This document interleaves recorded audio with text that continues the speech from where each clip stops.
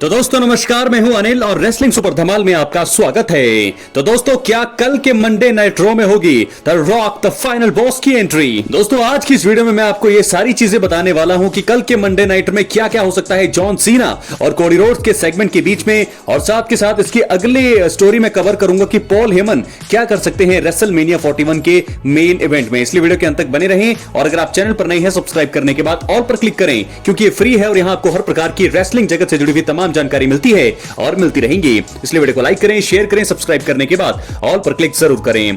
तो दोस्तों चलिए आगे बढ़ते हैं। आपको बता दें कि रॉ के आने वाले एपिसोड जो है काफी ज्यादा अच्छा होने वाला है। जॉन सीना और कोडी रोड्स एक बार फिर आमने सामने होंगे। पिछले 2 हफ्ते लगातार हम बोर हो चुके हैं। पिछले 2 हफ्ते लगातार दोनों रिंग में तो नजर आए, लेकिन ज्यादा बवाल देखने को नहीं मिला। इस हफ्ते चीजें पूरी तरह से पलट सकती हैं। वैसे भी इसके बाद रेसलमेनिया 41 तक जॉन सीना को किसी भी शो के लिए एडवर्टाइज नहीं किया गया है, तो जॉन सीना हमें खतरनाक रूप में दिख सकते हैं। एलिमिनेशन चेंबर में जॉन सीना का खतरनाक रूप दिखा था और उसके बाद वो लगातार शांत नजर आ रहे हैं। खैर इस वीडियो में हम उन 3 चौंकाने वाली चीजों के बारे में बात करेंगे जो रॉ के आने वाले हफ्ते में, जो कि कल जो रॉ है उसे आने वाले एपिसोड में हमें जॉन सीना और कोडी रोड्स मैच में देखने को मिल सकती है। इसलिए वीडियो के अंत तक बने रहें, सब्सक्राइब करने के बाद ऑल पर क्लिक जरूर करें। सबसे पहली चौंकाने वाली चीज हो सकती है इन दोनों के ही बीच बहुत ही खतरनाक ब्रूटल तरीके से बवाल, यानी कि खून भी दोस्तों दोनों एक दूसरे का कर सकते हैं यहां पर। तो आपको बता दें कि एलिमिनेशन चेंबर में जॉन सीना ने कोडी रोड्स के ऊपर हील टर्न लिया था। लगातार 2 हफ्ते जॉन सीना और कोडी आमने सामने आ चुके हैं। दोनों के बीच जो है बस सिर्फ जुबानी जंग ही देखने को मिली है। यहां तक कि फाइट के लिए किसी ने भी एक कदम भी आगे नहीं बढ़ाया। इस बात से जरूर फैंस नाराज होंगे, क्योंकि जो भी हील रेसलर होता है वो लगातार जो है सबसे पहले अटैक करता है और एंड भी वही करता है। लेकिन जॉन सीना ऐसा कुछ भी करते हुए नजर नहीं आए। तो ऐसे में क्या उनका हील कैरेक्टर कमजोर दिख रहा है? सारी बातें सामने आ रही है, लेकिन इस हफ्ते रॉ में कुछ अलग नजारा हमें देखने को मिल सकता है। रॉ के आने वाले हफ्ते में माफ कीजिएगा, आने वाले एपिसोड में कोडी रोड्स और जॉन सीना के बीच तगड़ा ब्रॉल देखने को मिल सकता है और इस चीज का इंतजार फैंस द्वारा बेसब्री से किया जा रहा है। जॉन सीना अभी तक गंभीर अवस्था में ही हैं। अगर वो एक्शन में दिखेंगे तो सबको अच्छा लगेगा। तो वहीं कोडी रोड्स को भी बदले के बारे में यहां पर सोचना चाहिए। तो दोनों के बीच हो सकता है ब्रॉल। और दूसरी सबसे इंपॉर्टेंट चीज चौंकाने वाली, द रॉक की हो सकती है अचानक एंट्री। दोस्तों आपको बता दें कि एलिमिनेशन चेंबर में द रॉक के इशारे पर ही जॉन सीना ने हील टर्न लिया था और इसी वजह से ही इनकी राइवलरी शानदार हुई है। चौंकाने वाली बात यह रही है कि तब से ही रॉक गायब हैं। उनका कोई जिक्र नहीं हुआ है, ना कोडी रोड्स ने और ना ही जॉन सीना ने उनका नाम तक लिया है।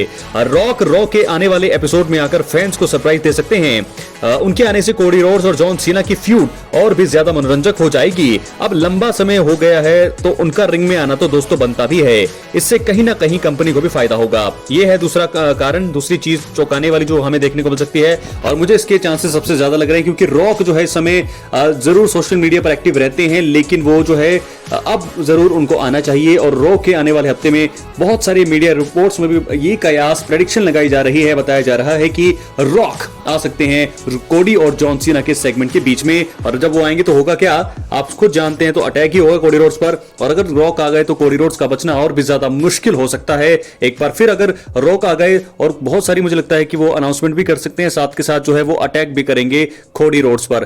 तो अगर ये चीजें होती है तो क्या होगा। बात करेंगे तीसरी चीज का। बहुत ही तगड़ी शर्त जोड़ी जा सकती है इस मुकाबले के लिए। दोस्तों रेसलमेनिया 41 का आयोजन 19 और 20 अप्रैल को होगा। कोडी रोड्स वहां पर अपनी अनडिस्प्यूटेड WWE चैंपियनशिप को जॉन सीना के खिलाफ डिफेंड करेंगे। दोनों के बीच तगड़े मैच की उम्मीद जताई जा रही है और कंपनी द्वारा इसे और भी ज्यादा जबरदस्त बनाया जा सकता है। हो सकता है कि रॉ के एपिसोड में रेसलमेनिया में होने वाले इस मुकाबले के लिए कोई शर्त जोड़ दी जाए। यह कार्य कर दिया गया तो फिर मजा आएगा। कोडी और जॉन सीना का मनोबल भी ऊपर है।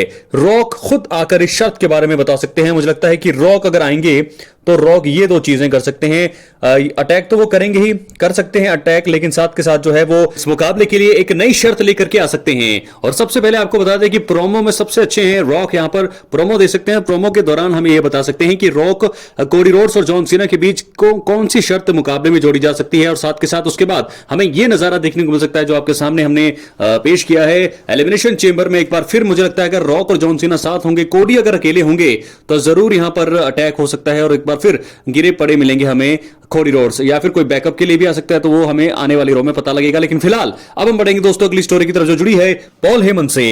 दोस्तों आपको बता दें कि WWE हॉल ऑफ फेमर और दिग्गज पॉल हेमन इस समय जिस सिचुएशन में है उसके चलते उनको लेकर एक्साइटमेंट बढ़ गई है। उन्होंने सीएम पंक को सर्वाइवर सीरीज वॉर गेम्स 2024 में रोमन रेंस और उनकी ब्लड लाइन का हिस्सा बनने के बदले में एक फेवर का वादा किया था। उसका जिक्र स्मैकडाउन के आखिरी एपिसोड में रेसलमेनिया 41 में होने वाले ट्रिपल थ्रेट मुकाबले से जुड़े हुए कॉन्ट्रैक्ट साइनिंग सेगमेंट के दौरान हुआ था।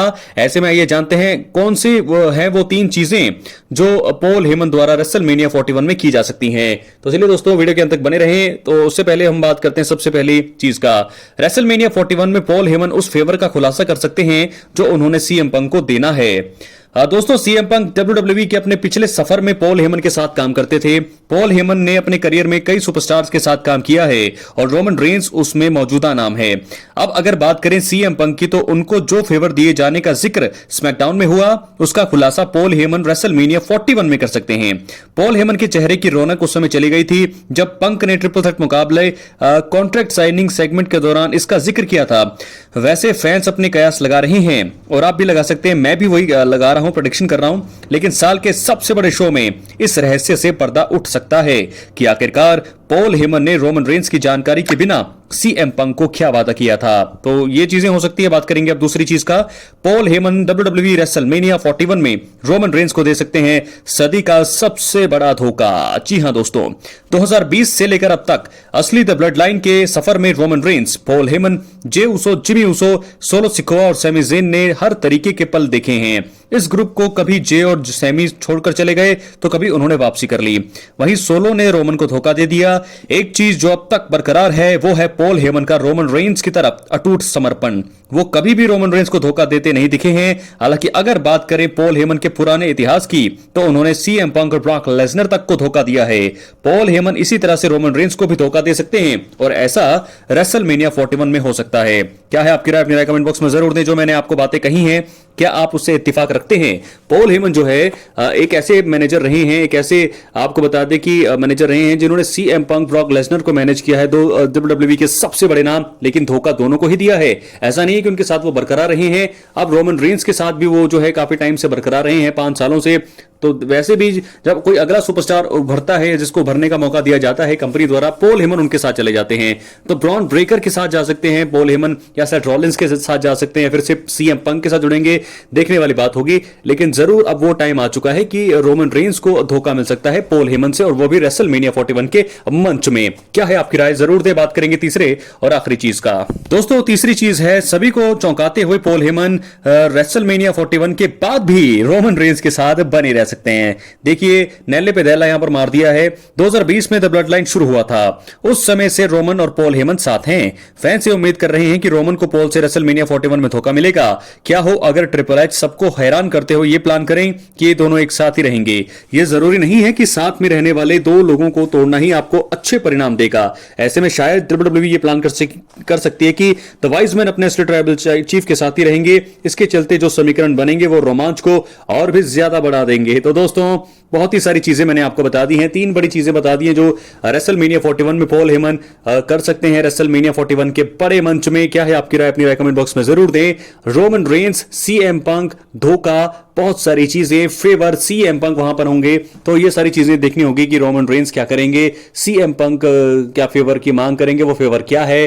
पॉल हेमन के लिए सबसे बड़ी समस्या है, लेकिन क्या यहां पर पॉल हेमन जो है अपने ओटीसी ट्राइबल चीफ को देंगे धोखा, जिसके साथ वो 5 सालों से भी ज्यादा टाइम अब हो चुका है, समर्पण दिखाया है, जो विश्वास दिखाया है, जो नाता उन्होंने रखा है, जो वो इमोशन जो आते हैं रोमन रेंस के साथ रह के, क्या वो तोड़ेंगे उस विश्वास को, धोखा देंगे? सदी का सबसे बड़ा धोखा होगा ये। और सीएम पंक के साथ जुड़ेंगे, क्या वो? ये भी देखने वाली बात होगी। या फिर वो घूम फिर करके जो है मुझे लगता है कि सीएम पंक के पास ही आएंगे, या फिर सेथ रॉलिंस के साथ जाएंगे, या फिर कोई नया सुपरस्टार जो है उभरता हुआ उनका साथ देंगे। देखने वाली बातें होंगी, लेकिन फेवर का खुलासा होना कंफर्म है। कब होगा ये देखने वाली बात। लेकिन रेसलमेनिया 41 में 3 चीजें मैंने आपको बता दी हैं जो पॉल हेमन कर सकते हैं। क्या है आपकी राय? जरूर दें। मिलते हैं अगली वीडियो में, तब तक के लिए बहुत बहुत धन्यवाद।